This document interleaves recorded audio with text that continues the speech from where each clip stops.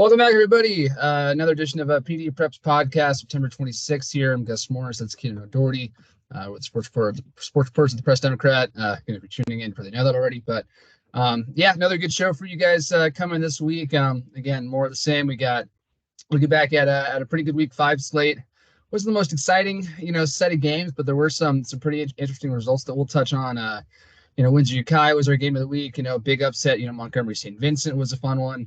But yeah, good slate. And then also we have some fun stuff for everyone too. We're expanding our rankings this week, going from top 5 to a top 7. We're adding in all the other Napa teams, into our kind of teams for consideration here for our rankings. We'll touch on kind of more of that later in the show. Go through some of our week six predictions here too. But good slate of games, actually. Again, like I said, we kind of looked at this slate of games. I think last week, before everything played out, and we're kind of like, not a ton of super interesting matchups, but some of them really delivered. And obviously, our game of the week, we were trying to figure out what to call it: the Cronin Bowl, the Summers Bowl, all these different fun names. But yeah, fun storyline in this one. Windsor hosting Ukiah. Ukiah head coach Paul Cronin, obviously coached at Windsor a couple years ago, led the school to their first NCS championship game and to their second ever NCS championship. And yeah, did it with a bunch of the staff that he had at Cardinal Newman. And yeah, a lot of that staff is still in place at Windsor. So kind of a Bill Belichick facing his old assistants, or Nick Saban facing his old assistants. Kind of storylines going on there. But yeah, in this case, I guess it was the Saban or the Belichick that came out on the losing end. But yeah, some fun storylines into this one. But Keenan, you were there. Windsor shut out Ukiah 27-0. But yeah, tell us about what that one was like. Yeah, I mean, if you want to call him the Saban or Belichick of Sonoma County, I guess you can. But I mean, this one was all Windsor. Defense was the key here for Windsor. Their defense has been playing pretty well over the last couple weeks. They've just kept on improving, and it didn't really change in this one. First 3 Ukiah drives, 3 straight punts, didn't even get close to midfield. And it was funny because prior to the game, I guess I could talk about this now, but prior to the game, DJ Sexton thought that Cronin was going to pull out all the stops, bring back stuff from their old Cardinal Newman days, all these different formations, throw the kitchen sink at him, right? Turns out Cronin really didn't do that. Stuck to the offense he's got at Ukiah, and Windsor prepared accordingly. They did what they needed to do. Windsor's offense again did pretty much all their damage in the first half. Last couple weeks haven't been the best for Windsor's offense. I understand they scored 38 against Dublin. I mean, I think that's pretty good. No. I'm talking about in the second half. I'm talking about I see. I'm talking about playing a complete. You think they kind of get up big and then it's and then they kind of take their and they kind of take their foot off the gas. I don't think it's intentional by any means, but their offense kind of sputters in that second half. I think the last game we really saw where they scored a lot of second half points, and you were there, Gus, that opening week against Escalon. But since then their offense hasn't done too much in the second half. They didn't really need to be completely honest with you. Judson was 9 of 10 passing, 152 yards. I had him for 2 touchdowns and also had a rushing TD. Joseph Campbell and Hayden Anderson were the recipients of those passing touchdowns. And it's funny, in the third quarter, Windsor did play some of the younger guys, and Noah Strzelecki, sorry if I pronounced that wrong, junior defensive back, but he notched the first Windsor interception of the season. If you told me that now, I would have been baffled that the Windsor secondary hadn't got an interception up until now. I mean, they have played some great opponents. Hayden Anderson did almost have one towards the end of the first half, but he just completely muffed it. So good job on you, Hayden. Oh, ouch. But yeah, Noah Strzelecki, he got the first Windsor interception of the season. sideline went ballistic. The crowd went ballistic. It was a good thing to see. I will say this for Ukiah though. I mean, I know they did play Windsor, and Windsor's one of the county's top teams by a landslide. But having Shea Parrish, having Zach Martinez back, that certainly helped. Windsor or Ukiah's starting running back, normal starting running back, Emery Mathis had an MCL injury that he suffered, I believe, not this past Friday, but the Friday before against Santa Rosa. So he was out. He might be out for a good amount of time. But Shea Parrish took that running back role and ran with it. No pun intended. 13 yards carries, 60 yards, which is a pretty good stat line against an ever improving Windsor defensive front. So yeah, it was all Windsor. Windsor came out 27-0. It was, Cronin was saying hi to everyone under the sun before the game, and then, was hugging everybody after the game for some reason. It seemed like he was good to be back. But Cronin was very happy with his guys. He told me after, this is the most proud I've ever been while coaching Ukiah in this short amount of time. He said they fought hard, they played aggressive, which they did, to their credit. It's just at the end of the day, I think, you guys got a bunch of talent, but Windsor's talent, obviously, at some point, the amount of talent does prove to be a factor, guys. See, you know what I'm saying? You've done this for a while. So yeah, Windsor 27, Ukiah 0. So good win. But I think you or a couple other people we had on coverage might have gone to our games of the week. Yeah. A few other notes on this one. A few other notes on the Ukiah game or the Windsor game I want to mention too. But I kind of touched on it, in the intro to it all. But Windsor's head coach DJ Sexton was Paul Cronin's JV coach for like a decade plus when they were both at Colonel Newman together. And then again, when Cronin jumped over from Newman to Windsor, he brought his whole staff over, and then again, a lot of that staff is still over at Windsor in place. So just kind of a fun little rivalry there. And Cronin also does still live in Windsor as well. So and also too, with Cardinal Newman being off on Friday and playing Saturday, I know that there were a lot of Newman people who were out there. Oh, it was packed. Yeah, it was packed. Yeah, you said you got there at 6, and like the entire Windsor parking lot was like already maybe filled up an entire hour before game time. Maybe 3 spots were open, but like during the game, the PA announcer had to make countless calls, like, "Oh, there's a white Range Rover blocking someone in, and they need to move it, and so this person needs to blocking someone in." So yeah, no, it was a pretty well attended game for sure. But yeah, some of the Newman players were definitely showed up for sure. Yep, no doubt. And then also, I guess, just kind of on these two teams. I mean, I think Ukiah is off this week. I believe they have their bye, and then Windsor's heading up to Eureka.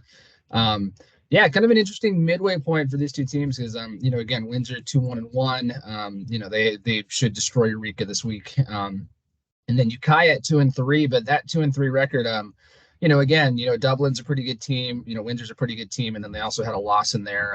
What was the other one? To Casa Grande, who again is also in our top 7, I guess now. But yeah, I mean, Windsor or Ukiah also, blew out Montgomery to open the season, and that win is actually looking a lot better. After the game that I was at this week, which maybe the surprise of the week, the upset of the week for sure. Absolutely, yeah. Yeah, Montgomery's 37, St. Vincent 35. St. Vincent falls to 3-1. Montgomery up to 3-2 now, and really they're one play away from being 4-1. They had that heartbreaking loss to Napa, a couple weeks ago. So yeah, this Montgomery team, this was a very again, like I said, kind of not what I expected. St. Vincent was really, we've watched them play, a number of times over the year. They've been one of the best teams in the area, for the last 2 seasons, really. And I have not seen them kind of this out of sync and this disjointed, really, on offense in a while. First drive of the game, I guess I'll back up a little bit here, but non-league game here too. Last couple of years, this game is, this matchup has produced, some pretty, interesting games. 2 years ago, Montgomery beat St. Vincent, beat them by 9, and that was really kind of a big game in the NBL Redwood League schedule. Kind of ended up forcing a 3-way tie for that title. And then last year, Montgomery had jumped up to the Oak. They had a crazy talented team. St. Vincent did too, but St. Vincent beat them by like 30, and it wasn't even close. So this one, too, right? Yeah, at St. Vincent. So this one was kind of like, all right, Montgomery might be a little bit down this year, but they still have some talent. St. Vincent has to replace a lot of pieces, but they're off to a 3-0 start, killing teams. St. Vincent for sure, I think, was the favorite in this game, and it did not look that way, I guess, for most of the game. I mean, tied early, 14-14, but just kind of an example of the disjointedness of their offense. I mean, in their first drive, they got down to, Montgomery scored to open, Isaiah Wright, crazy good athlete, bad punt snap, and he ends up taking it 64 yards for a touchdown. So that was kind of how Monty got on the board. And then St. Vincent, they're putting together a great drive. They get down, into the red zone, and then they have 2 fumbles in the red zone, and they have to, go for on 4th down, 4th and goal from like the 8, and they can't get it. But yeah, I mean, just a couple of miscues. I mean, I think they were on bye last week. Maybe not having a game last week, and just byes can be kind of funky too. Just with coming back and not playing, and you have to get back into a routine and rhythm. So maybe that kind of affected them a bit. Who's to say? But either way, 14-14, kind of midway through the second quarter. It was only 7-0 after the first. Monty led, just kind of a slow start. But yeah, Monty came back, and this is a guy I definitely want to highlight. But Amasi Rabakwaka, I hope I pronounced that correctly. Second ever football game. He had over 150 rushing yards, 3 total touchdowns. He had 2 on the ground, and he had an 80-yard kickoff return. Again, second ever game playing football. He missed the first 2 games of the year. His family lives in Fiji, and so he's actually back, and he grew up in Fiji. He's actually back in Fiji for the first 2 games of the season. Flights are expensive, so they couldn't get him back for the start. Came back, made his season debut 2 weeks ago against Hayward. Got in late after Quentin Perez broke his arm. He actually scored a touchdown late too. And then this game was his first ever start. And yeah, he hit himself a game. Such a fun kid to watch. Like I said, 150 some rushing yards. The guy is not the biggest guy, not the fastest guy, but just the vision, the quickness, the lateral agility. The guy can play for sure. And I know all the Monty coaches were kind of like, they were joking after the game, or I think I heard them even on the sideline being like, "What year is he? Is he a junior? Is he a senior?" Like they were like, how much longer do we have this kid? So, but he's a senior, so this is his only year playing. But yeah, back to the game. 14-14 midway through the second, and then St. Vincent or Montgomery gets a couple big stops. I'm trying to get my notes correct here, but so St. Vincent, ties the game 14-14, and then Rabakwaka has his 82-yard kickoff return touchdown. All of a sudden it's like boom, 21-14 again.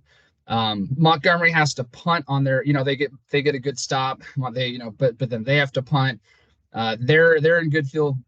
They're in good field position, and then Bobby McGovern throws a pick into the end zone. But then Monty's defensive line, which is great all night. They had 3 sacks. They put a ton of pressure on Gabe Casanovas, St. Vincent's sophomore quarterback.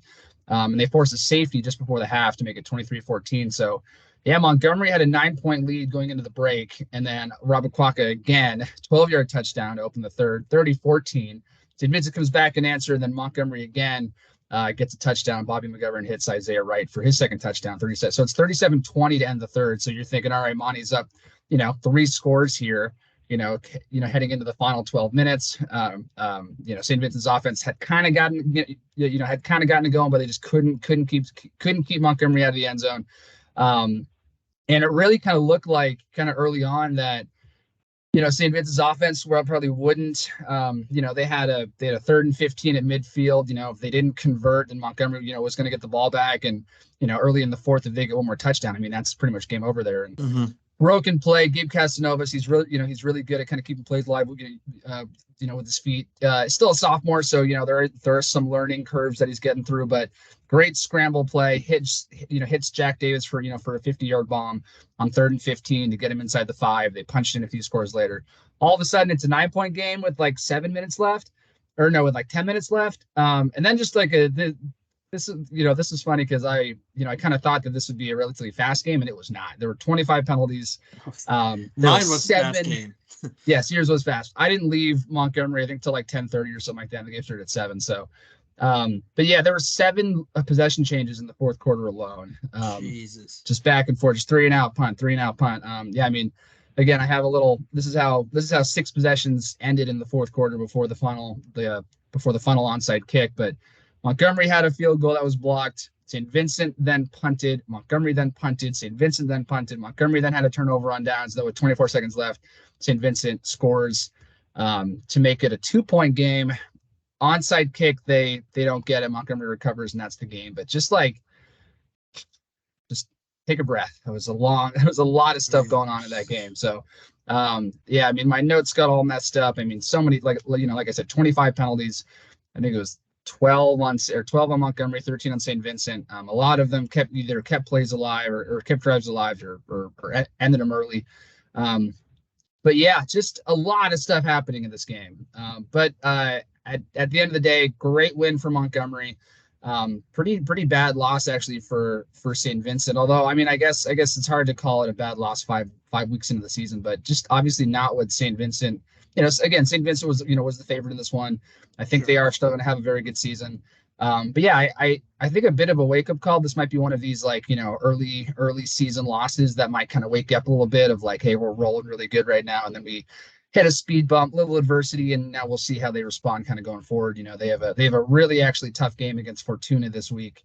Up there. Fortuna is also one of the best Division 6 teams in the NCS, so really that could be a good playoff preview up there this week. So we'll see how that one fares. But yeah, I think again, St. Vincent will be fine, but this is definitely a tough loss for them. A couple of guys to shout out, of course. Jack Davis, huge game. He's kind of the do-it-all guy. For St. Vincent's offense, 3 rushing touchdowns, also 150 receiving yards with the receiving touchdown, and he also had the interception on defense. Amasi Rabakwaka, of course, 160 rushing yards, 2 touchdowns, kickoff return touchdown. Again, second ever football game, crazy. Isaiah Wright, he had the long 64-yard touchdown run, and he had the touchdown reception from Bobby McGovern, Monty's quarterback, and then 3 sacks too from Monty Riley Hallen and Ian Tucker and Jim Bevu. Bevu, I don't know. Sorry again, with the pronunciations, but yeah, really strong game from Montgomery. And again, there were numerous times where this game probably should have been over, and it should never have been this close. Montgomery was far and away the better team. And again, penalties, big plays, whatever. But there were a number of plays where it was like, I know that I was kind of on Monty's sideline, and Virtus had, and was just kind of like, we just can't put him away. Finally they did, but it was probably a little more of a nail biter than he wanted. But yeah, I mean, definitely 37 points too. I believe that's the most. I think it's far and away the most that St. Vincent has allowed this season too. So and again, we had a Montgomery's been a bit of a work in progress this year. Kind of a growing season for them. They have some good pieces. They have Isaiah, they have Chris Adams, Quentin Perez. Obviously, just got hurt. Their top running back. But yeah, I mean, their offense looked, was moving pretty well. This week against the Mustangs. And again, I think a big part of that was Rabakwaka too, but yeah, steps in the right direction for sure for Montgomery. And again, I do think that this is a loss that will probably benefit St. Vincent, in the long run. I think this will be a kind of wake up call for them and some of their guys of like, hey, we can't just cakewalk through all these games like we have been to start the year, because they really kind of did. So anyway, definitely an exciting game there. Kienan, any takeaways from that one? I know that again, you were kind of watching from afar, but just big picture, anything that you kind of take away from this game? Yeah, people at Windsor were freaking out when I told them the score of the Monty St. Vincent game. They were like, "What? No way!" But yeah, I mean, kind of just backpacking off your points here a little bit. Like, that adversity, St. Vincent never really faced it last year up until the NCS championship game, and they're facing it 5 weeks into the season already. So yeah, could benefit them. I did want to ask you a question though. You kept mentioning that St. Vincent, just didn't look offensively in sync. Is that a credit to the Monty defense, or was that? Yeah, bits and pieces. I mean, again, there was like I said too, Monty's front line, defensive line was really good at getting pressure up front, the whole game. So that definitely, it made, St. Vincent, the Casanovas, their quarterback had to make a lot of, decisions with his feet and had to scramble and was always kind of on the run and like looking for, kind of looking for ways around, the defense. So definitely a credit to Monty's defense. But again, like they just had a couple, a few plays where, I mean, again, the 2 fumbles on the first drive was just maybe some mental errors. And then again, a ton of penalties too, which I heard too that someone was saying that this was the same officiating crew that was officiating this game, apparently, and I don't quote me on this. I heard that it was the same officiating crew that did the Newman Windsor game last year, which of course was hotly debated and hotly, So again, I don't know that for a fact. Yeah. I don't know that for a fact, but again, just lots of flags in this one. So again, just not the cleanest play from St. Vincent. Like I said, we've seen them play, for the last 2 seasons, and they've been, again, one of the best teams in the area.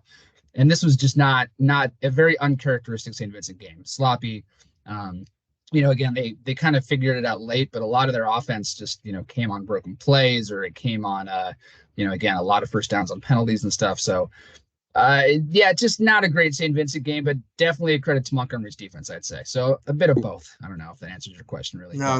It does. It does. Yeah. But I mean, big, like you said, big wake up call there for St. Vincent. But shout out Monty, man. They've been, ever since that loss to UCI, they've just been getting better and better.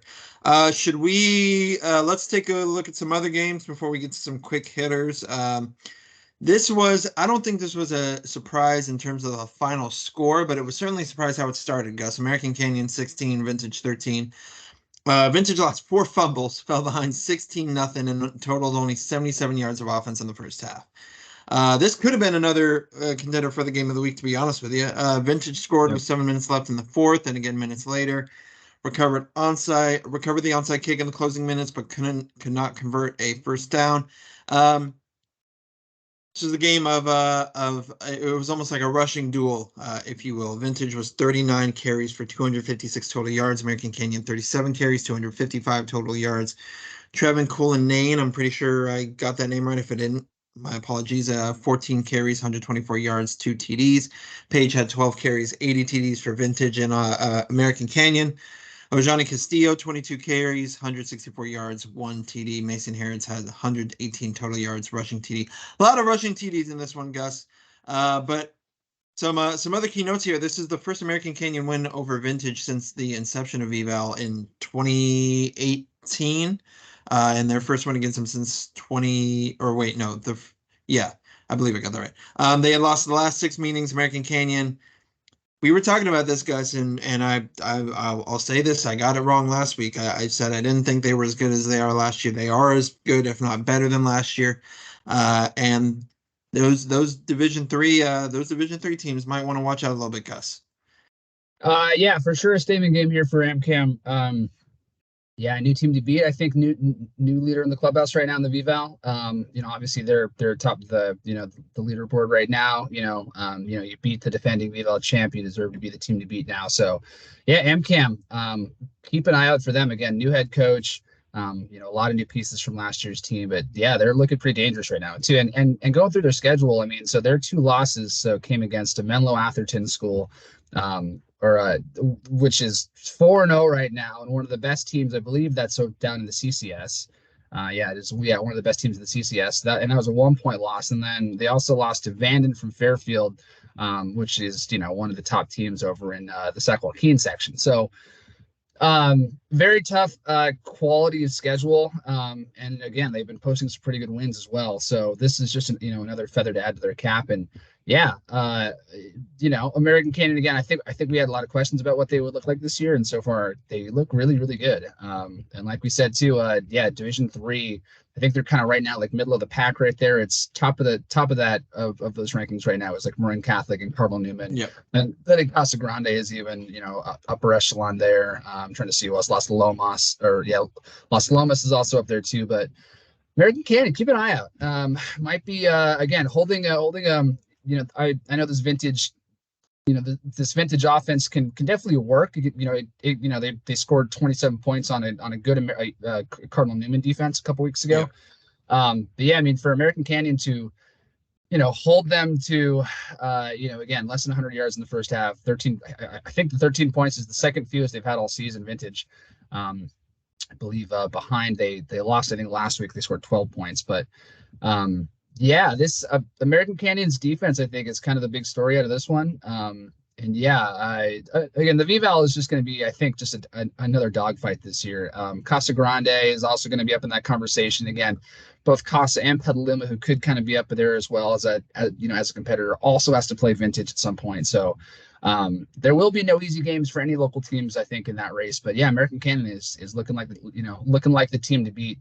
In the VVAL all of a sudden. And it's kind of fitting for the last year of the VVAL, with the whole realignment coming around for there to be kind of a new king going out. Again, we'll see. A long season. We still have month, 5 weeks, I think, left, of league play and stuff. So, anything can happen, but huge result, for in the first week of eval play there. So, anything else in this game before we move on? No. I just wanted to say, the American Canyon had a very strong finish last year in the VVAL as well, and even opened up their playoffs with a pretty big win over Casa Grande. So I guess we could say we kind of saw this coming, Gus. But then again, at the same time, like new head coach, you never know. Yeah. But yeah, American Canyon just keeps getting better, Go ahead with the next one, Gus. Yep. Sticking, I guess, in Division 3, but we mentioned Cardinal Newman. They're heading into their bye week at 5-0. They shut out St. Mary's Albany 34-0. I was getting some text updates, as this one was kind of going on, but it took them about a quarter to wake up. And when they did, game was over pretty quickly. After that, I think it was 14-0 at the half. 2 touchdowns there for Zach Holman. He's been their workhorse lead back. He had a 4 touchdown game today, 200 yards on the ground. I think he's over. Let me double check this real quick. But he's easily he's over 100 yards in each of his first 5 games, and he's over 200 yards in 2 of those games. So great start to the year for Zach Holman. He has kind of been. It is actually pretty funny though. I mean, going through Newman's offensive stats, and it really is kind of a 2-man show right now. And really, it's like a 1.5-man show. But it's Zach Holman has 808 rushing yards. The next most is Jamari Gentry with 76. Holy smokes! And then Jonah Bertoli, sophomore wide receiver, he's a kid to watch for sure for the next couple of years. But he had a receiving touchdown as well. But he is again far and away their leading receiver. He's 246 receiving yards, 5 touchdowns. And then Holman is second on the team in receiving yards with 92, and he also has a score. So just kind of those 2 guys are really like the big names that the big names in that offense. But they are a bit deeper, I think, at receiver than they were last year. I think they have like six guys, I want to say, with like over 40 receiving yards, 50 receiving yards. So not a huge number, but they definitely have a couple other options, where they can spread it out. But I think as we've kind of seen through the first 5 games, Newman is going to be a very big run heavy team, rely on their defense, maybe break a big pass out here or 2. But yeah, I think Zach Holman is kind of that guy, leading everything right now, and he's been great so far. So, and then again, also big shout out to Newman's defense, 177-54 scoring differential going into the bye. They have 17 sacks. They have 6 interceptions. They have 5 fumble recoveries. They're and that's all through 5 games. So they're averaging. That's like 2 turnovers a game on defense, and it's like almost 3 sacks, or over 3 sacks. So that defense has been lights out. And again, kind of looking at some of their schedule so far, again, they've answered all their tests. They're the number 1 team in our rankings right now. Wins over Casa Grande, Vacaville. They beat Vintage, and then they've beaten up on Deanza and St. Mary's the last couple of weeks. So, and St. Mary's too, not a bad program. They were the NCS Division 6 runner-up last year, but they graduated a ton of guys from that team. Very new look team this year. So not a big surprise there. But again, Newman, to their credit, 5-0. They've beaten everyone as they should. Again, just a great start for them. And I think they're number 1 in our rankings for a reason. And again, if you haven't already, circle that date on November 3rd over at Newman Windsor. Take I think it's take 2 for the for the NBL title. Again, Rancho could still possibly. Well, we'll see. Don't get Rancho. I know Rancho could play spoiler in there, but again, I think at this point of the year, it's a pretty clear cut. Newman 1, maybe Windsor 1A, 1B, whatever you want to call it, and then I'd say Rancho probably a solid tier underneath those 2. But again, we'll see. Rancho has only been getting better. They were off this week, and they have a tough test. I think this is a good benchmark game this week against Pleasant Valley coming into town. One of the top teams over in their section. I think it's the northern section. They're from Chico, but. Yeah, we'll see. Newman's killing teams, and they're looking good doing it. And they head into their bye at 5-0, and they open league play October 6th at Montgomery. We'll see. But I think it should be pretty smooth sailing for them in the NBL league play. Yeah. Newman just keeps rolling, man. No, nothing else more to say. They're proving a lot of people wrong this season. We knew they were going to be good as they've always have been. We didn't think their defense was gonna be this stout. But yeah, credit to Newman. Newman 5-0. Let's move on to the next one. Piner absolutely throttled Eureka 43-7. Your guy Kienan Prack, I believe is how you say that name. 17 of 23, 303 yards, 6 touchdowns, no interceptions on the day. Paulo Pereira, 5 receptions, 142 yards, 3 receiving touchdowns. Jaden Hernandez also had 3 receiving touchdowns. He went 8 for 136. Jaden Hernandez also had a fumble recovery. Key takeaways in this one, obviously the offense, even without Matty Erickson, who suffered it was a season-ending knee injury in the first game. Offense is still going strong. Terrence Bell's air raid attack still obviously working well. Just some kind of total stats here for Prack. He is a sophomore, so they're going to have him for a little bit longer, but he is 42 of 68, 634 yards total, and has a 10-3 touchdown interception ratio, which is kind of all you can ask for out of your sophomore quarterback. But I will keep this in mind. Poor Eureka played Piner last week, got throttled, and now they have to turn right back around and play Windsor. Not a great couple stretch of games for Eureka in terms of schedule-wise, but Piner Gus coming out with a big win and definitely a big huge confidence booster as well. Yeah, especially coming off of their last game was a 7-0 loss against San Rafael. So yeah, definitely a big momentum builder heading into this week. And our game of the week this week actually will be Piner hosting Santa Rosa, which should be a fun one. Kind of a little crosstown battle there. 2 teams I think were league rivals a year or 2 years ago, but they haven't played in a couple of years. So yeah, that should be a fun one. But yeah, I mean, again, like you said, kind of good to see that Piner's offense can still roll like this, again, without Matty. Again, speedy recovery always to Matty. But yeah, I mean, so Kane, I think they call him So Prack. Sophomore. I mean, again, this kid looks good. Like you said, you put up those stats, but he's averaging over 200 yards, a game so far, and in his 3 starts, and it's been pretty efficient doing it too. Passing the ball well and not making a lot of mistakes either. So, and then again, Piner's top offensive weapons too. I mean, you mentioned Apollo, you mentioned Jaden. I believe those guys are juniors too. So, yeah, it was looking like this is kind of going to be one of these years of like, all right, like senior wide receiver or senior quarterback. Let's see how. Or kind of run and gun, air raid style. Let's see how this can kind of work out. And then we'll see kind of after this year what who can step in. But it looks like Piner kind of already has our guy of the future right now in Prac. So, and then again a couple other skill guys who are coming back next year. So, whatever happens, end of this year for Piner, I think they will be kind of one of these contender teams. Maybe a dark horse team in the frisky team in the NBL Redwood. I think they might be just maybe a level below Carrillo, maybe a level below, Ukiah, St. Vincent right now, but I think they are, they definitely can surprise some teams.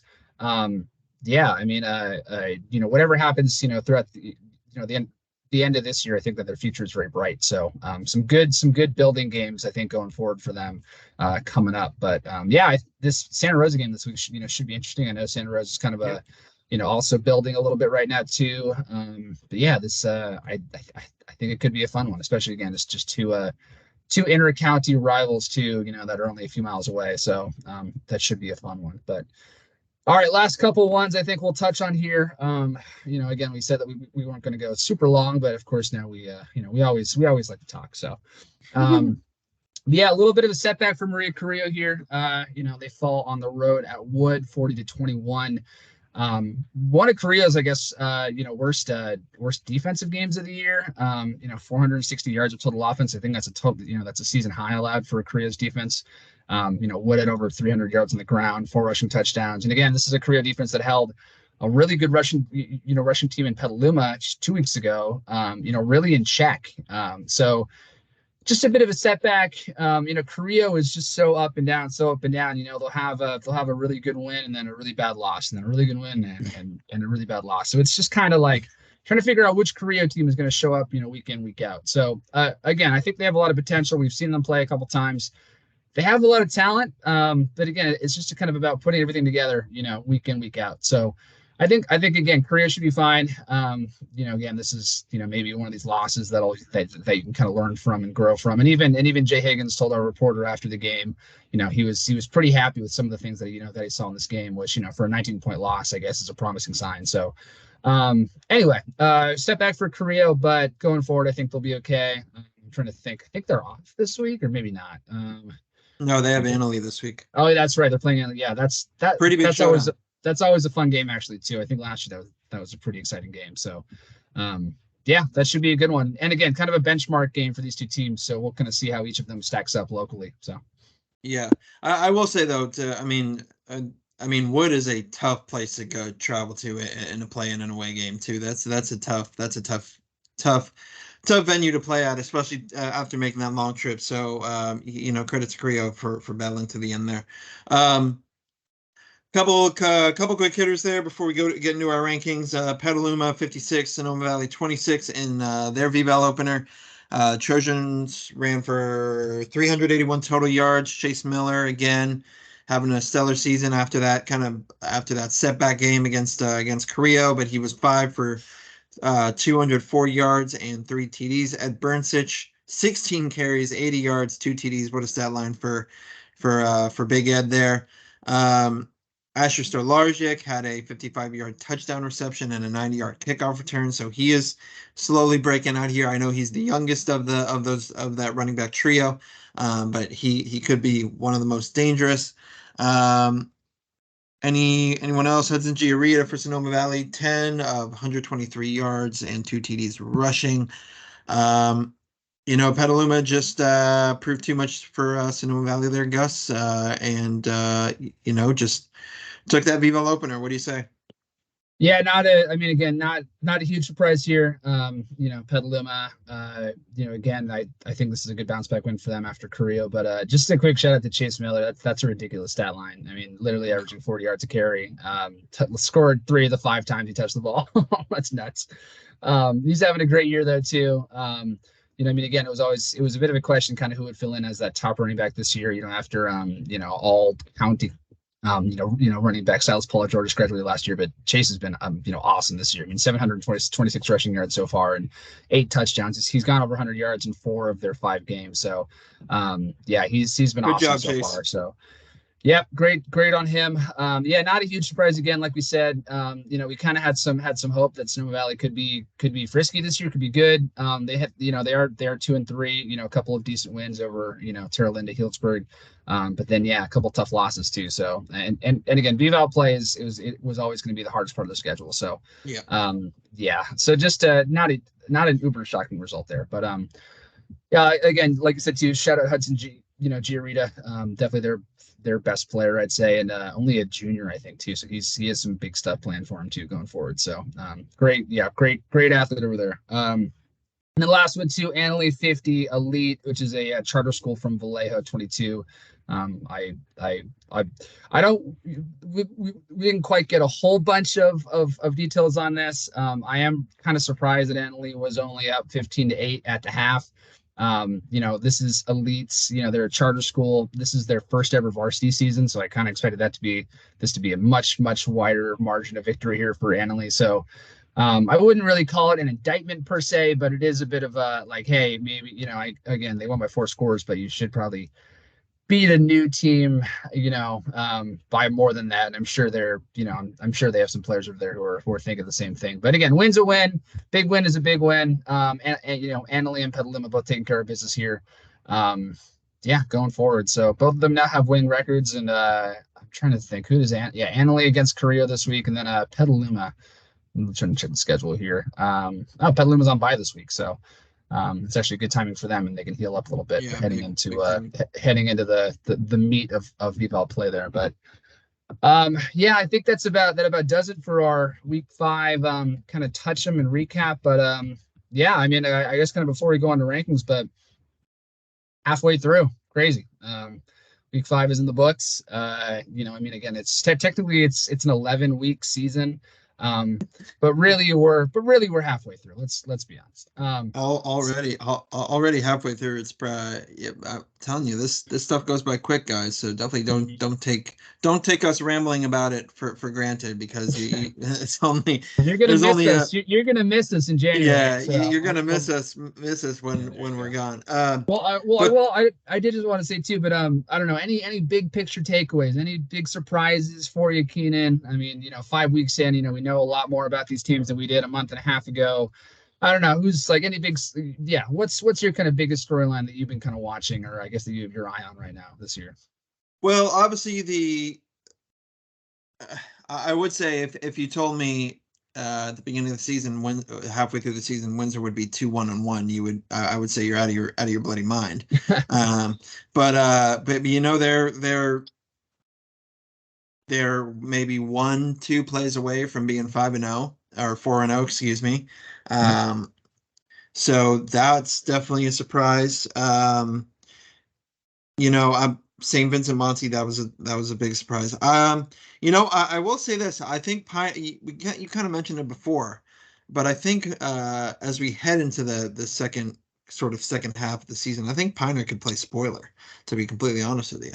They do have the capability to kind of be like Rancho. But I will say Maria Carrillo is definitely a surprise. We didn't know how Cooper Bluestone was gonna kind of get in there, sophomore quarterback, and handle that role, but he's handling it very well. So Maria Carrillo is definitely a surprise there. So good on them. But other than that, I think everything's kind of going as expected. I think it's more of a we know a lot about teams now than we did in the beginning of the season. So yeah. But anyways, Gus, should we get on to our brand new week 6 rankings? Look at this. A top 7, folks, expanding our rankings to include all the Napa schools, which is Vintage, American Canyon, Justin Siena, Napa, and St. Helena all the way up there. This was interesting. Kind of drove our heads wild here. We definitely had a lot of conversations about who to put in there, who to put on the bubble. But here are our top 7. Number 1, Carlton Newman. Number 2, Windsor. Number 3, Rancho Cotati. Number 4, American Canyon. Number 5, Casa Grande. Number 6, Vintage. Number 7, St. Vincent. And on the bubble, we were kind of debating who to put on the bubble here, but we're going with Monty, Ukiah, Petaluma, Maria Carrillo, and Piner, which is kind of like a big merry-go-round, Gus. Every one of those bubble teams are beating each other and taking everybody out. But Gus, I'll let you do the explaining here for what we thought in our week 6 rankings. What are the reasons here?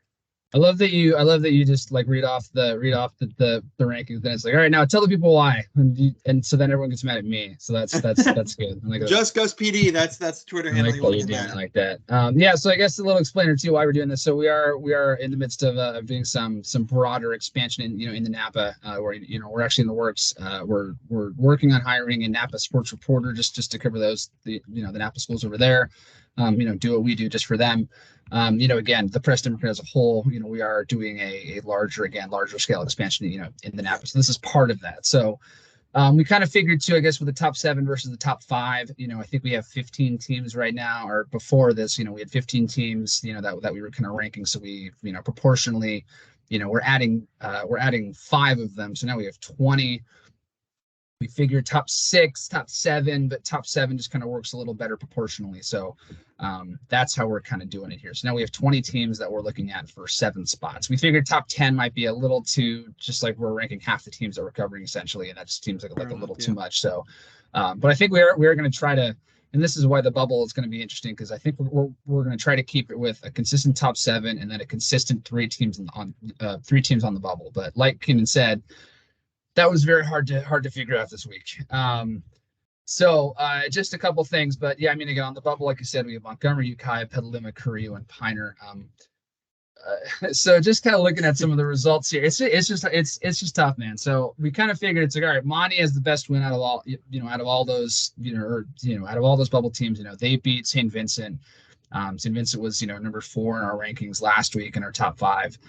But Montgomery is also has a loss to Ukiah, bad loss to Ukiah, which is, again, so how can we really put Ukiah or, Montgomery over Ukiah when Ukiah's beating them head to head? Head to head should be the ultimate decider here. But anyway, so that's tricky. And then also looking at Carrillo, Petaluma, and in comparison to Montgomery too. I mean, Carrillo, beat Petaluma by 21, but Carrillo also lost to Benicia. Which in turn Benicia lost to Bethel, and Bethel lost to Montgomery by like 50. So just do the math. It's just like I think all four of those teams. I think Monty, Ukiah, Petaluma, Carrillo. I think they're all honestly relatively even. I think at the end of the year we'll kind of look back and laugh at this and be like, wow, how do we put those guys there or whatever. So I don't know. I do think all four of those teams. I think there might be a slight edge to Montgomery, Ukiah, and Petaluma. And again, it feels bad to drop Carrillo out of that mix just because, again, they do have a win over Petaluma. But, strength of schedule matters. That loss to Benicia certainly hurts. Again, Wood's a good program, but, losing by 19 to a team that game should have been a little closer, I feel like. So, anyway, that's our bubble teams at least. Again, I think that those five, I think Piner probably is also kind of in there, but maybe just a little more on the edge as well. So on the fringe, yeah. Yeah, so on the fringe of the bubble, that should be our next category. We just keep expanding the bubble. Include everyone else. The bubble of the bubble of the bubble, right? And then I guess with our actual top 7, I know people are like, bubble, who cares? Get to our top 7. So. Again, I think Newman, clear cut number 1, still 5-0. Again, they're killing teams. Strength of schedule is not the best, and honestly, kind of going through it too after week 5. I mean, Vacaville, which was easily probably the best win any team's had in this area. Vacaville's now 2-3. Now, granted, they've played some tough teams, but I think they're all the way down to like 30th or something in the Sac Joaquin. So that win's kind of taken a bit of a hit, I guess. And then same thing with the Vintage win. I mean, they beat Vintage by 3, but. Maybe Vintage might not be that good either because they lost to American Canyon for the first time. But it's like, is that more of a sign that American Canyon is good or the Vintage is bad? Who knows? But anyway, just kind of keeping that all in perspective of like, Newman still is number 1 because they're 5-0. Windsor still a very clear cut number 2.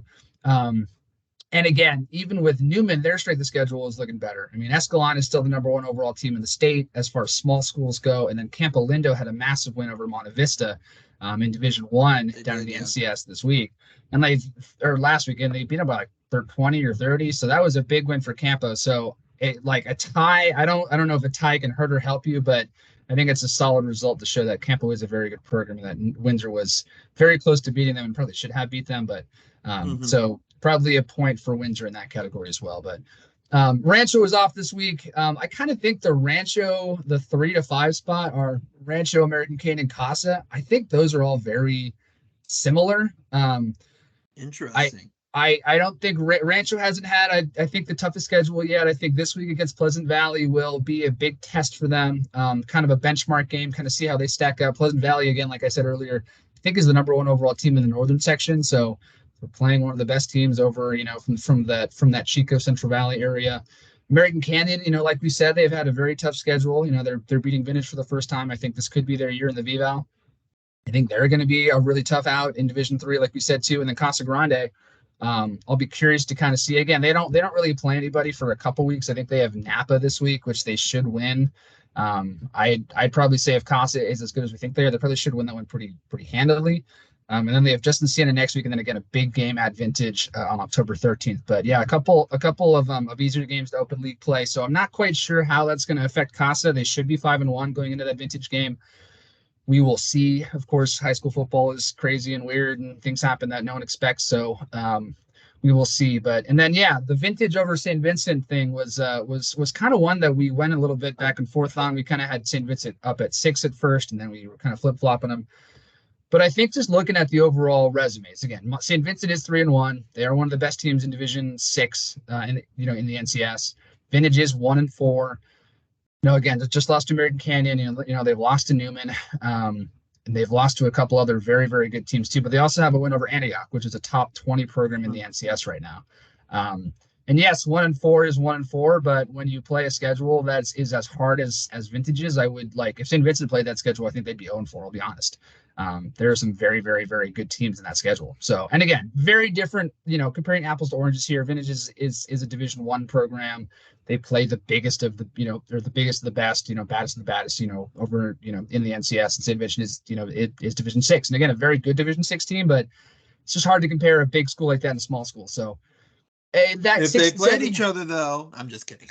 Yeah, honestly, if they played each other, I think Vintage would win, but I just don't know. So, again, sometimes too, it's just like the more bodies you have, or St. Vintage has like a roster of like 60 people on their varsity team. Sometimes that just like the war of attrition can just kind of start taking effect when you have two kind of teams like that. So, anyway, I think the only real super clear cut thing in our rankings right now is Newman 1, Windsor 2, and then 3 through 7.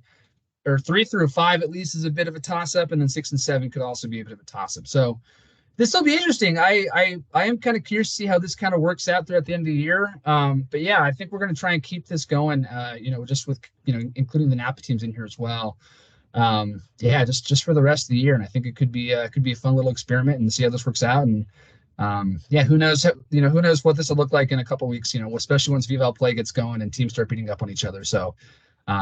Could get weird, could get interesting, but that's what we like. That's why we do this job. So, any last points in our rankings, Kim, before we get into our final piece of today, our predictions for this week?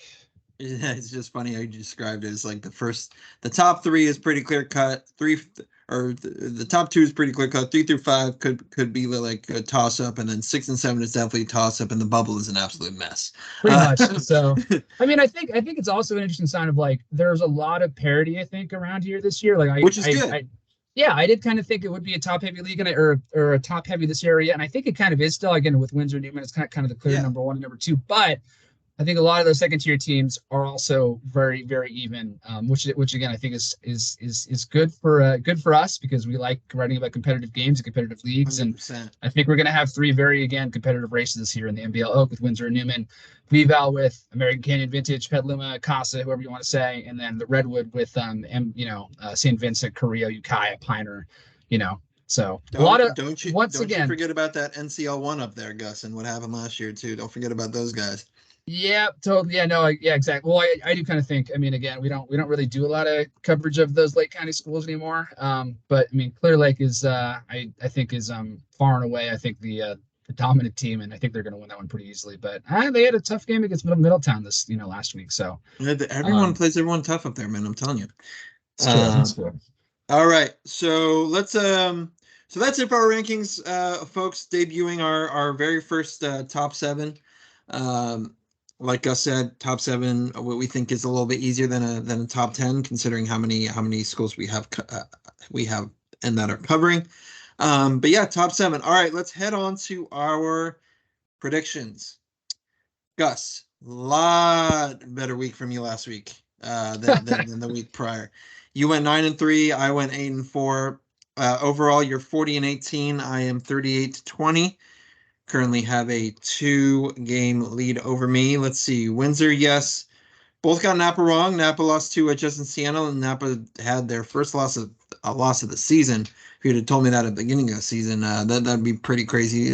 First loss of the season against Justin Siena. Petaluma we got right. We split American Canyon and Vintage. I picked Vintage. They almost came back in that one. I fell up just short. Both got St. Vincent very wrong.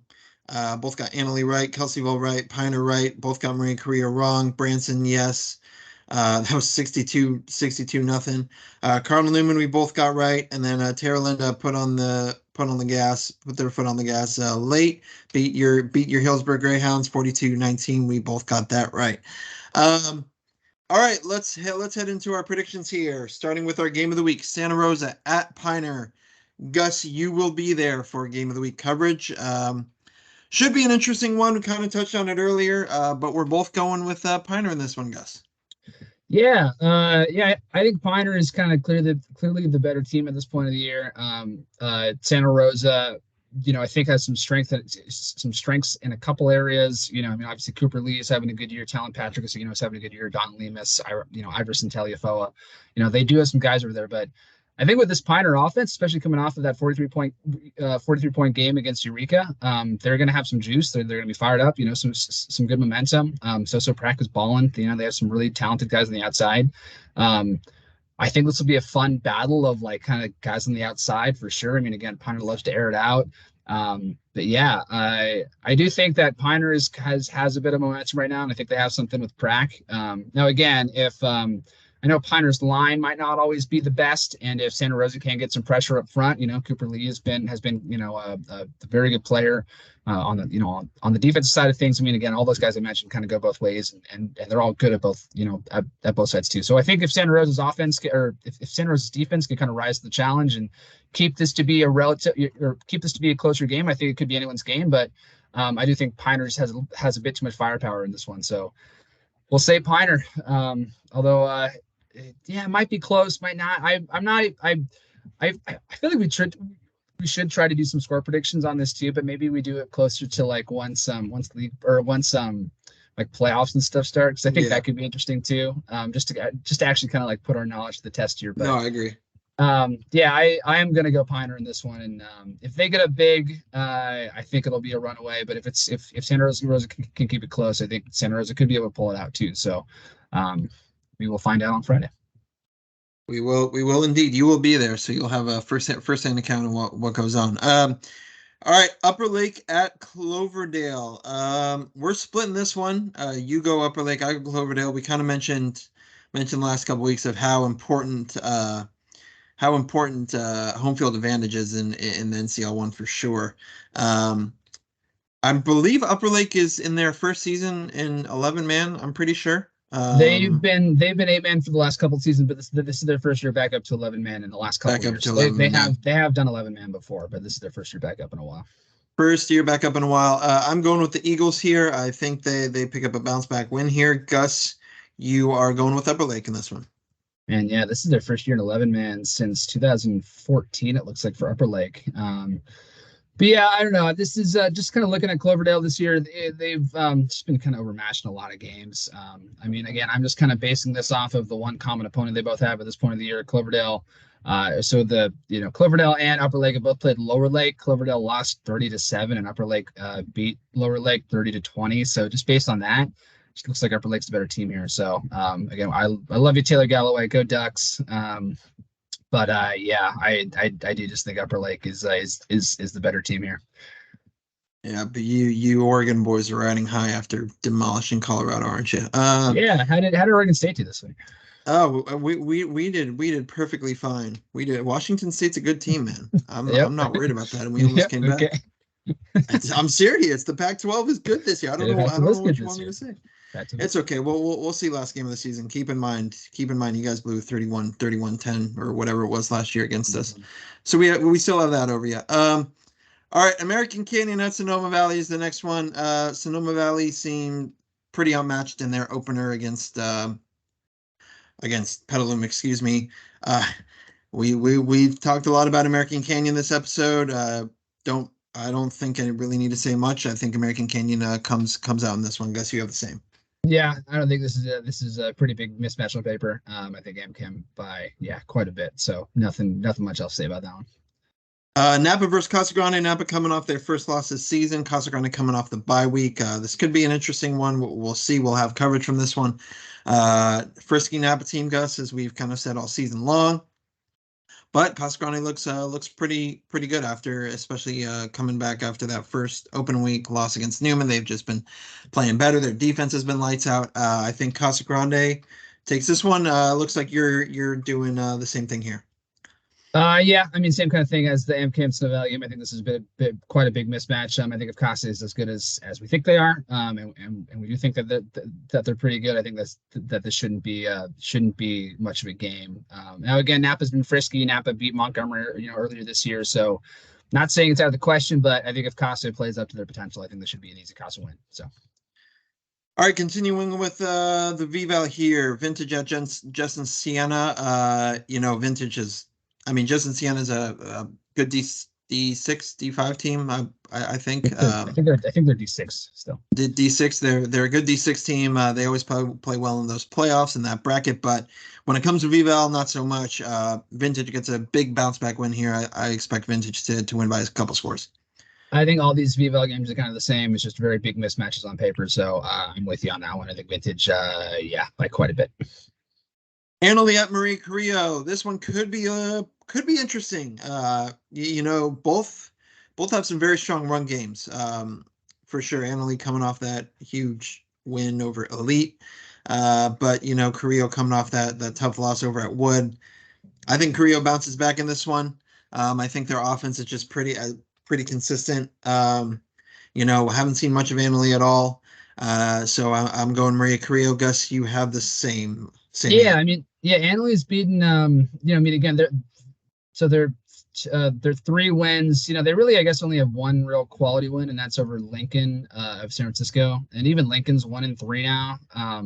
But the other 2 wins for Annalee is over Eureka, who's 0-5, I believe 0-4, 0-5, and they really have been competitive in many of those games. And then also Elite, they beat last week in a game that, again, we kind of thought the score would have been a little more lopsided. So I don't know. I do kind of need to see, I think, a little bit more out of Annalee, just to kind of really, really buy into the hype, see if they are a good team this year. Again, I think by all accounts, this was kind of going to be a bit of a building year for them.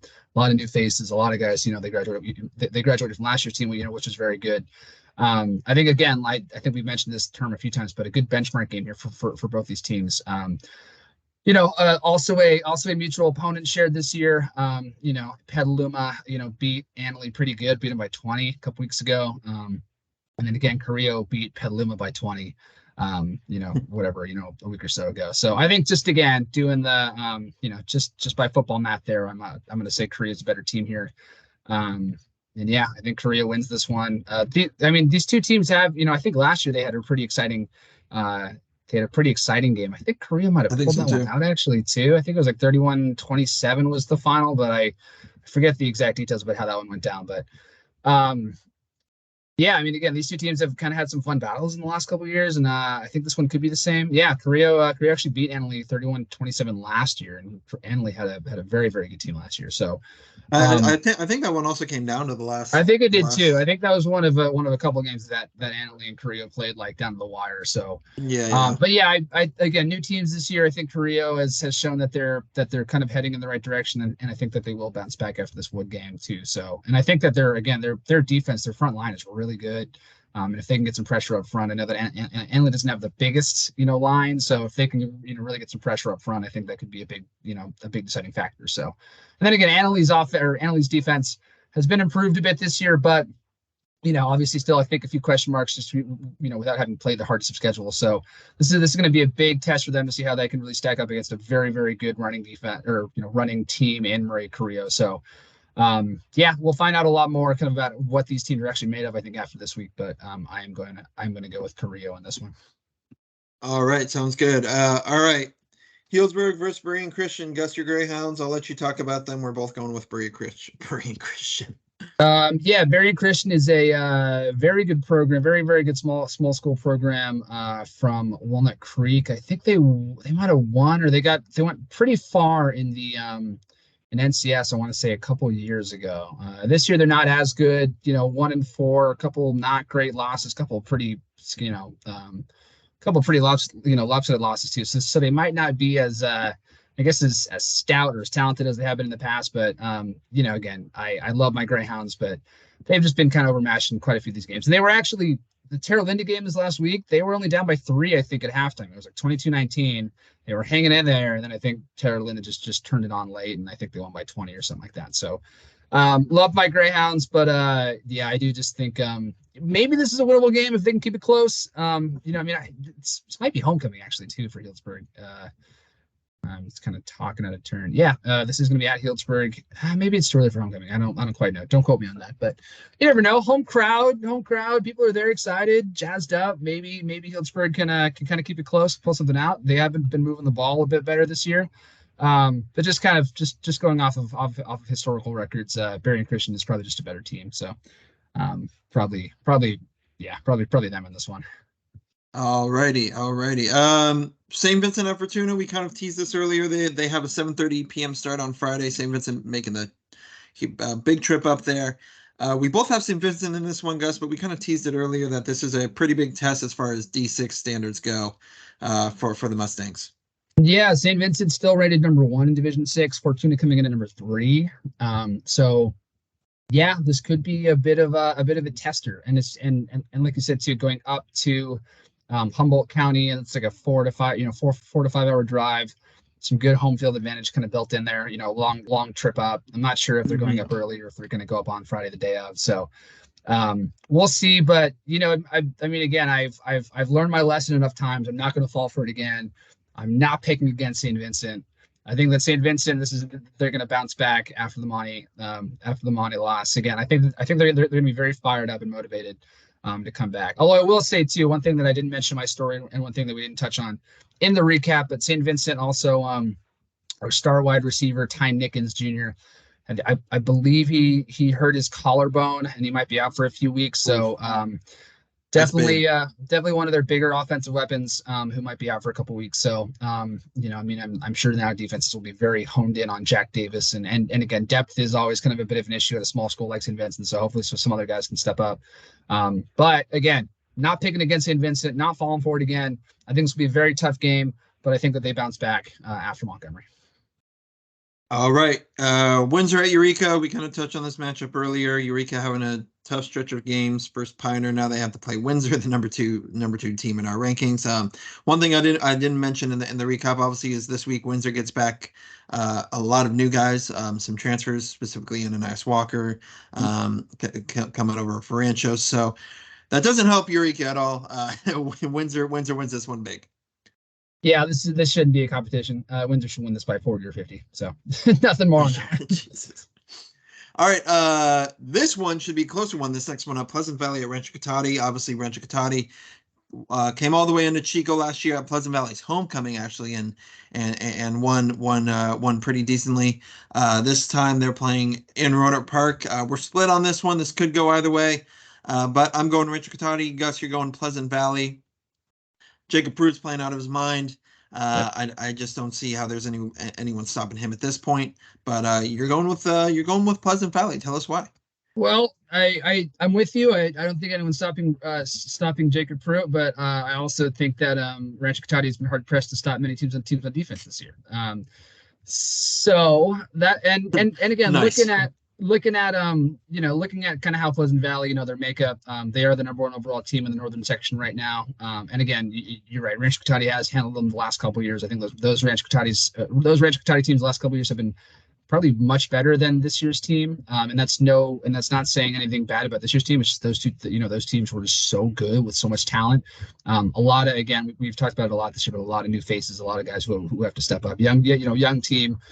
They I guess though Rancho's one loss to Redwood is actually looking better and better. I guess Redwood is looking like a very, very upper echelon team in NCS Division II. So I guess that's a plus. But just a couple of games that Rancho Cotati has just allowed a lot of rushing yards. I mean, I think Petaluma had over 250 in their game to open the season. Yeah, they had 250 in that game to open the season. Redwood or Sacramento had almost 300 rushing yards, in their game, out there. And then, this is a Pleasant Valley team that loves to run the ball. They're, smash mouth, just, run it up your face. They always have big players. They always have big boys. I mean, they average about 150 yards on the ground right now, and they played some very, very good teams. So, I think this is going to be a battle. I think if Rancho can get some stops, I think that would be a huge difference. And again, I don't think anybody from Pleasant Valley is going to be able to slow down Jacob Pruitt. But if I was a betting man, I would take the over in this game. I think that there will be a lot of points. And again, I just haven't seen enough out of Rancho's defense yet to really, to have as much faith as I feel like I want to with them. I love, I think Rancho is a great team. They're really fun to watch. They're really well coached. We love their coaching staff. But this is going to be a big test for them. And again, benchmark game for them too. I think this is going to be a good game to see kind of where they stack up. And if, 4 games into the season, their run defense has solidified and gotten better. And, this is a team that will get better as the year goes on. And I think by playoff time, they should be, one of those top 3 teams, even in NCSD too, but maybe not quite there yet. But we'll see if they've made the adjustments necessary for this one. But giving y'all some motivation, Pleasant Valley in this one. We'll see. All right, let's head on over to some 8-man football to round out our Friday night slate. At least Roseland University Prep at Round Valley. We both have RUP in this one. They're improving, man. RUP's ever improving. We both going with the Knights here, Gus. Yeah, not a whole lot really, I guess, to say about this one. Yeah, I think Rosen Prep has been pretty has actually been really really good this year, and they're taking steps in the right direction. And yeah, I don't think they should have any trouble with this one. I mean, again, Round Valley killed LC Allen 59-0, just like just like Rosen Prep held them too. So.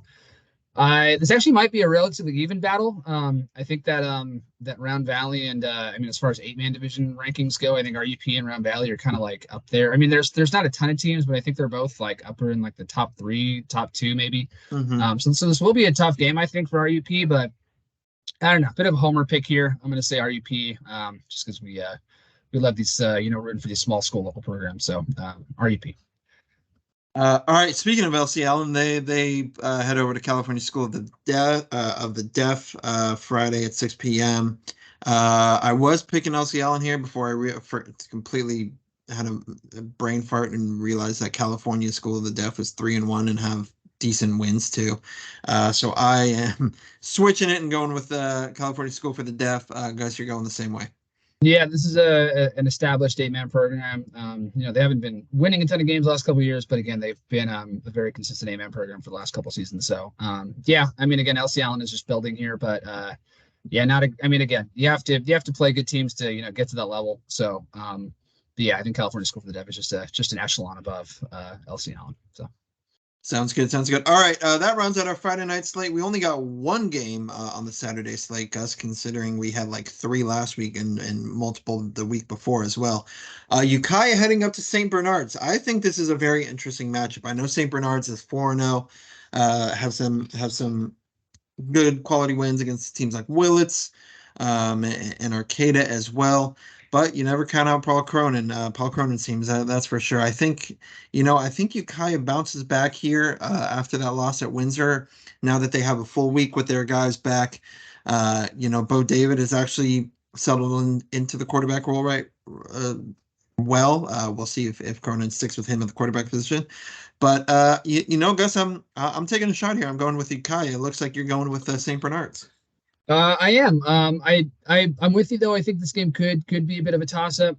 St. Bernard's though has been a historically very very very good smaller school program. I think they're the only private high school largerish high school up in Humboldt. So they always get all the best players and athletes and stuff. So or most of the time. So this year I don't think is any exception. I mean they're one of the best teams in NCS Division 5.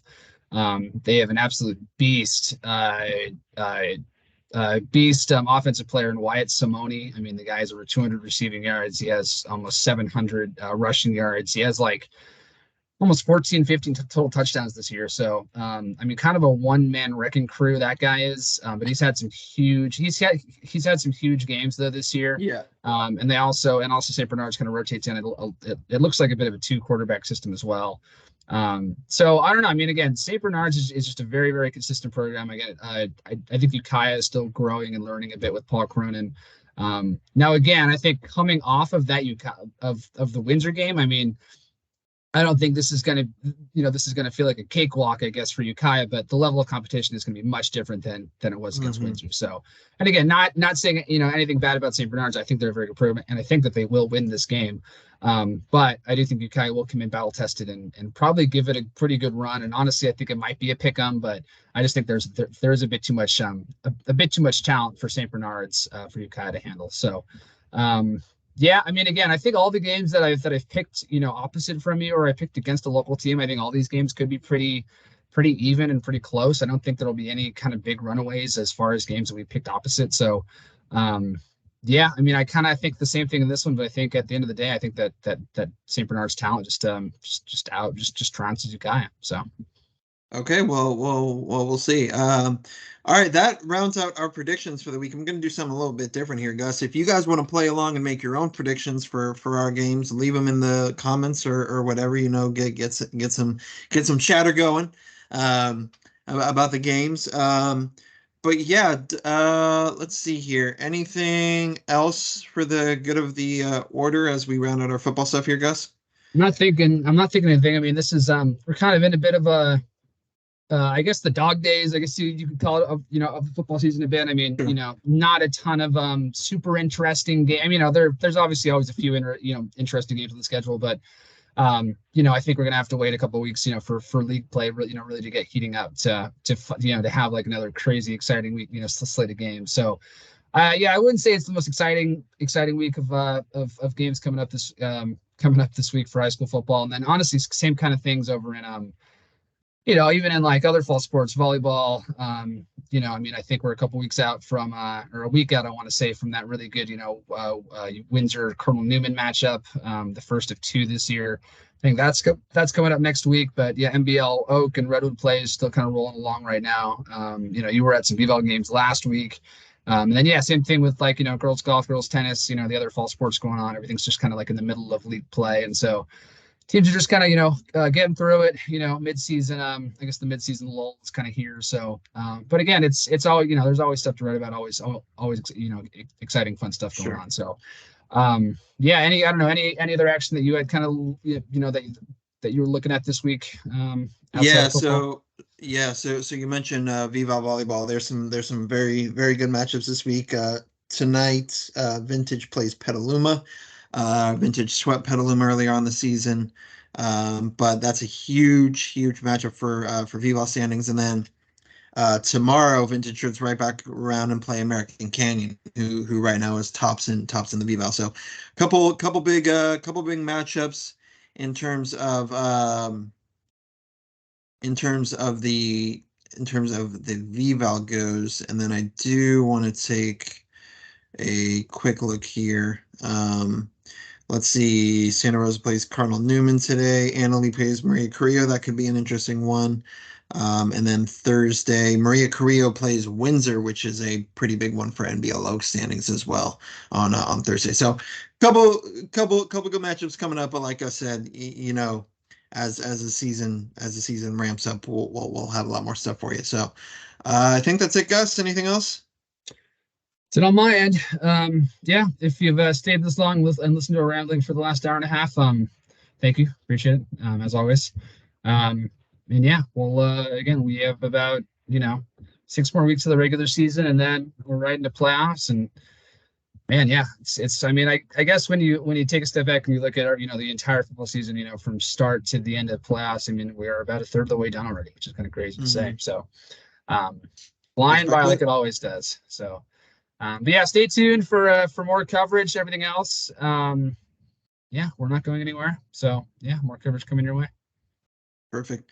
Thanks, guys, for watching. However you consume this content, we'll see you guys next week.